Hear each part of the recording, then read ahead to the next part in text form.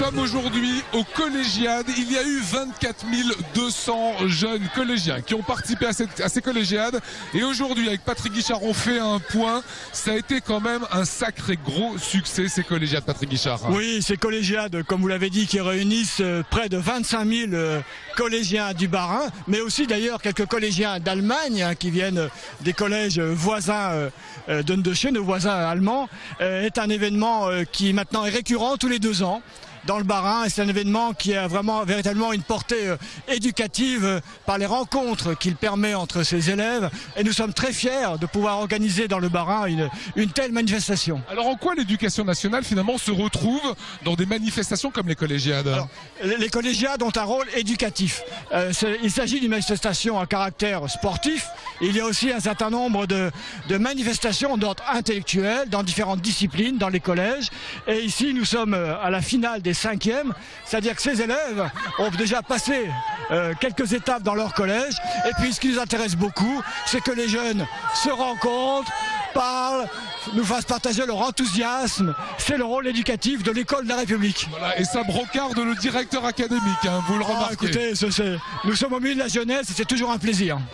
Et voilà, ça y est, c'est la fin, c'est la finale. Ça se passe avec plus de 5000 jeunes collégiens.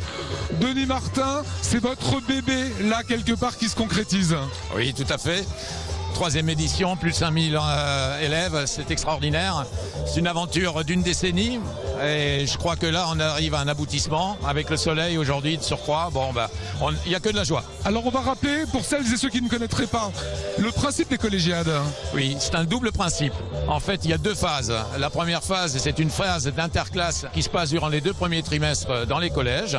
À l'issue de ces interclasses, chaque collège qualifie une classe de 5e et une classe de 4e qui sont les 2 classes ambassadrices sur ce final d'aujourd'hui. Sur les 109 classes qui sont là aujourd'hui, comment l'une ou l'autre va se mettre en avant et gagner finalement ces collégiades? Là, c'est vraiment l'esprit de groupe. Chaque classe, quand elle arrive ici, elle a dû préparer son travail, forcément, puisqu'il y a des ateliers qu'on ne peut pas consommer comme ça de but en blanc. Je parle entre autres, par exemple, de la dactylologie, hein, c'est l'alphabet de la langue des signes. Les élèves qui s'inscrivent dans cet atelier ont forcément un travail en amont. Donc il y aura la langue des signes, un peu plus loin le canoë, un peu plus loin le frisbee, etc. Tout à fait. Plusieurs ateliers, il y a même des partenaires qui nous mettent en place des prestations d'ateliers. L'armée, par exemple, le SDIS, donc les jeunes sapeurs-pompiers. Il y a le conseil général qui a son atelier propre, et ça, c'est important, c'est la première fois.